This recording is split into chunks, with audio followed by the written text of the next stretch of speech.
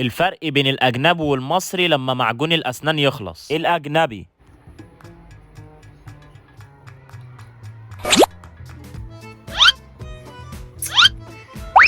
مامي.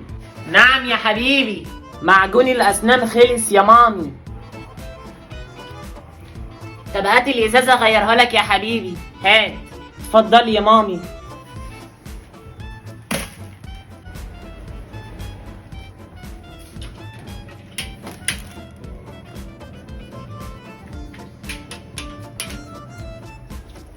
اتفضل يا حبيبي. ميرسي يا مامي.